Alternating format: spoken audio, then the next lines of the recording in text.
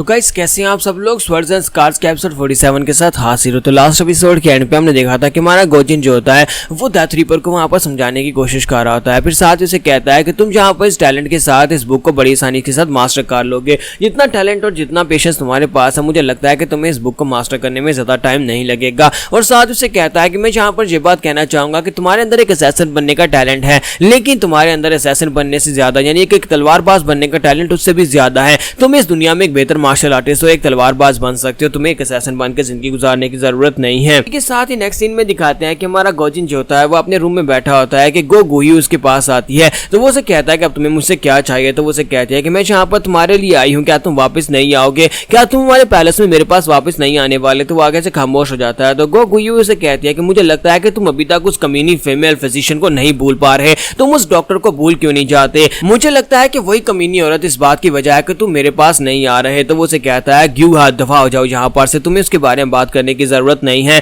तो गो गुयू से कहती है कि मैं जहाँ पर उसके बारे में क्यों ना बात करूं, पर बस मुझे पता चल जाए कि तुमने उस कमीनी औरत को कहां पर छुपाया, तो उसके बाद देखना मैं उस कमीनी औरत के इतने टुकड़े करूंगी कि दोबारा तुम उसे कभी देख नहीं पाओगे, और यही एक वजह है कि तुम मेरे पास वापस आ जाओगे। तुम्हारा गोजिन उसे कहता है कि उसका हिसाब से कोई भी लेना देना नहीं है। उस बेचारी की सिर्फ इतनी गलती है कि उसने मुझसे प्यार किया, मेरी गलती है कि मैंने जहां पर उसके प्यार में पड़कर उसके साथ वो सब कुछ कर दिया। तो मिस गू से कहते हैं कि मैं जहां पर तुम दोनों की लव स्टोरी सुनने के लिए नहीं आया, ना ही ये सुनने के लिए आऊं कि तुम दोनों के बीच में क्या हुआ था। मुझे बस इस बात से फर्क पड़ता है कि मेरा हस्बैंड मेरे पास नहीं आ रहा, वो भी सिर्फ एक कमीनी फिजिशियन की वजह से जो जहां पर से कहीं पर जाकर छुप गई है। एक बार वो कमीनी इस दुनिया से गायब होगी तो उसके बाद देखना तुम खुद ही मेरे पास वापस आ जाओगे। तो चाहे कुछ भी हो जाए, मैं जहां पर उस कमीनी को ढूंढ कर रहूंगी, और उसको ढूंढने के बाद तुम्हारी आंखों के सामने उसकी बॉडी को इतनी बुरी तरह से म्यूटिलेट करूंगी ताकि तुम जहां पर खुद उसे देख सको। जब तुम उसे मरता हुआ देखोगे तभी तुम्हें यकीन होगा कि वो जा चुकी है, और उसके बाद तुम मेरे पास वापस आ जाओगे। तुम्हारा गोजिन जो होता है उसकी बात सुनने के बाद वहां पर अपना पानी उठाता है और वहां पर उसे पीना शुरू कर देता है। जब किसी के साथ ही गो गुयू वहां पर चली जाती है, उसके चले जाने के बाद हमारा डेथ रीपर वहीं पर पीछे छुपा होता है। तो वो पीछे से निकलकर आ जाता है। तो गोजिन कहता है क्या तुम जाने वाले हो। तो वो कहता है कि हाँ मैं यहाँ पर से जाने वाला हूँ। तो गोजिन कहता है क्या तुम यहाँ पर मेरे साथ एक गिलास लिक्विड पीना चाहोगे, और उसी के साथ ही उसके लिए भी वहां पर थोड़ी सी वाइन डाल देता है, और डेथ रीपर उसके सामने वहां पर बैठ जाता है और उसको पीना स्टार्ट करता है। तो डेथ रीपर उसे कहता है कि सर प्लीज यहाँ पर मुझे बताएं कि मैं यहाँ पर आपके लिए क्या काम करूं। मैं आपके लिए एक इंसान की जान ले सकता हूँ, बस मुझे बताएं कि आपके लिए मैं कौन से इंसान की जान लूं। तो ये बात सुनने के बाद गोजिन उसे कहता है कि तुम्हारे कहने का मतलब यह है कि तुम मेरे लिए, तुम मेरे एहसान का बदला चुकाने के लिए एक इंसान की जान लोगे, चाहे मैं किसी का भी नाम लूंगा। तो वो कहता है हाँ सर मैं यही कह रहा हूँ कि आप यहाँ पर किसी का भी नाम लें। तो इसी के साथ ही उसे कहता है कि तुम्हारा बहुत बहुत शुक्रिया, क्योंकि अगर किसी की जान लेनी है तो उसके लिए मैं काफी हूँ, मैं यहाँ पर खुद उसकी जान ले सकता हूँ। मैं यहाँ पर अपने आसपास किसी की भी मौत नहीं देखना चाहता, इसी वजह से मैं पहले से काफी ज्यादा बदल गया हूँ। अब मैं डेथ किंग नहीं रहा। और इसी के साथ ही डेथ रीपर उसके सामने बैठा होता है और उसकी तरफ देख रहा होता है कि ये काफी ज्यादा परेशान लग रहा है। और इसी के साथ ही हमारा गोजिन उसे कहता है क्या तुम मेरे लिए एक औरत को ढूंढ सकते हो। तो डेथ रीपर उसे कहता है कि तुम यहाँ पर उसी औरत की तो नहीं बात कर रहे जिसके बारे में ये औरत यहाँ पर बात कर रही थी। तो वो कहता है कि हाँ मैं यहाँ पर उसी की बात कर रहा हूँ।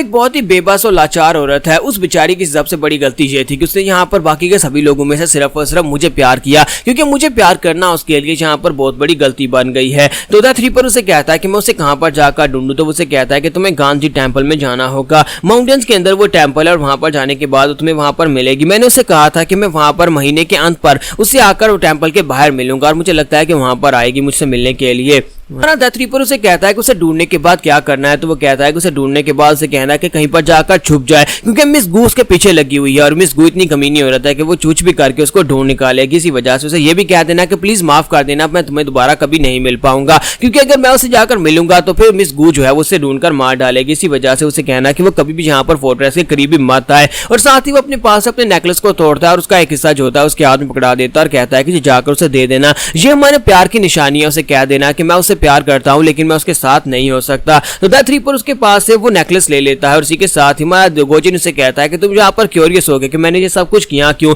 तो वो कहता है कि हाँ मैं यहाँ पर जानना चाहता हूँ कि यार तुमने यहाँ पर ऐसा क्यों किया जबकि तुम जानते थे कि उस औरत के साथ क्या होगा। इसी के साथ ही गोजिन उसे कहता है कि वो यहाँ पर एक फीमेल फिजिशियन थी, यानी कि एक डॉक्टर थी। जब भी मैं यहाँ पर कोई बैटल करके वापस आता था मेरी बॉडी के ऊपर बहुत सारी चोटें होती थी, और वही यहाँ पर उसका इलाज किया करती थी, और मुझे अच्छी तरह से पता था कि मेरे लिए फीलिंग्स रखती है, मुझसे प्यार करती है। और एक दिन जब मैं जब डेथ बैटल से वापस आया तो मेरी बॉडी पूरी तरह जख्मी थी, तो वो मेरे जख्मों के ऊपर से खून साफ कर रही थी और साथ मेरे जख्मों को हील करने की कोशिश कर रही थी, लेकिन साथ ही वहां पर वो रो रही थी क्योंकि उसे इस बात का बहुत ज्यादा दर्द हो रहा था, क्योंकि मुझे यहाँ पर दर्द हो रहा था। और उस रात वहां पर मैं अपने आप को रोक नहीं पाया और मैंने उस डॉक्टर के साथ रात बिता दी, और उस डॉक्टर के साथ रात बिताने के बाद से सब कुछ बदल गया। तो डेथ रीपर उसकी बात सुनने के बाद कहता है कि बस ठीक है, इतना काफी है, मुझे बाकी की सारी बात समझ आ गई है, तुम्हें और बताने की जरूरत नहीं है। तो गोजिन अपने पास एक लेटर निकालता है और उसे कहता है कि इस लेटर को अपने पास रखो, अगर यहाँ पर उस लड़की को ढूंढने के बाद, अपना मिशन पूरा करने के बाद तुम फैसला करते हो कि तुम एक असैसिन नहीं बने रहना, तो जाकर म्यूरम लीग में ये लेटर उसके अलायंस लीडर को दे देना। वहां पर वो मेरा दोस्त है,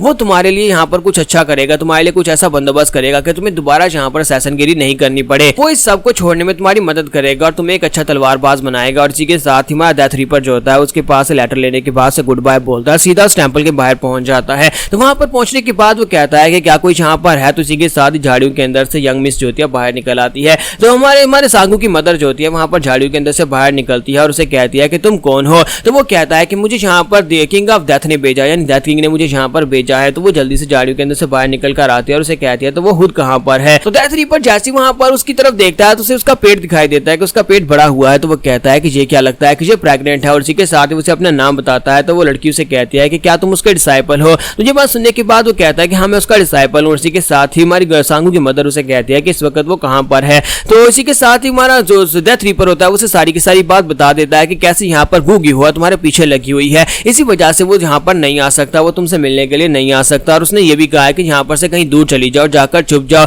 एक ना एक दिन वो तुमसे दोबारा जरूर मिलेगा, लेकिन फिलहाल के लिए वो तुमसे मिलने के लिए नहीं आ सकता। तो ये बात सुनने के बाद वहां पर रोना शुरू कर देती है। तो उसे कहता है कि मैडम प्लीज यहाँ पर रोए मत। तो वो कहती है नहीं मैं बिल्कुल ठीक हूँ, तुम्हें परेशान होने की जरूरत नहीं है। और इसी के साथ ही डेथ रीपर अपने पास से नेकलेस निकालता है और उसे कहता है कि मैडम इसे अपने पास रखें, ये डेथ किंग ने अपने पास से अपनी आखिरी निशानी आपके लिए भिजवाई है, उन्होंने यहाँ पर आपके लिए भिजवाया ताकि आप इसे अपने पास रखें और इसको देखकर याद करती रहें कि एक ना एक दिन वो आपके से मिलने के लिए वापस जरूर आएंगे। डेथ रीपर जब उसे कपड़ों और साथ में उसकी हालत की तरफ देखता है तो वो कहता है कि ऐसा लगता है कि जो बेचारी यहाँ पर छुप रही थी, लगता है कि सामान यूनिट के लोग इसका पीछा कर रहे थे। लगता है कि यहाँ पर किंग ऑफ डेथ को इस बारे में नहीं पता, क्योंकि अगर यहाँ पर गोजिन को इस सब के बारे में पता होता कि कोई उसकी बीवी का पीछा कर रहा है, यानी उसकी गर्लफ्रेंड का पीछा कर रहा है, तो वो कभी भी यहाँ पर इसे इतनी मुश्किल में नहीं देख सकता था और वो यहाँ पर पूरी की पूरी सावांग यूनिट को मिटा देता। इसी के साथ उन्हें वहां पर पीछे से हंसने की आवाज आती है, जहाँ पर एक मार्शल आर्टिस्ट खड़ा होता है। वो छत के ऊपर खड़ा होता है और कहता है देखो तो जरा यहाँ पर औरत कितनी बुरे तरीके से रो रही है। तो वो उसे कहता है कि तुम्हारा बहुत बहुत शुक्रिया, तुमने यहाँ पर इस औरत को मुझे ढूंढ कर दे दिया। मुझे तो इस औरत की समझ नहीं आती कि इस जैसी एक कमजोर पिटीफुल औरत का यहाँ पर गू ग्योहा के हस्बैंड के साथ क्या चक्कर चल गया है। क्या तुमने यहाँ पर इस बारे में सोचा नहीं था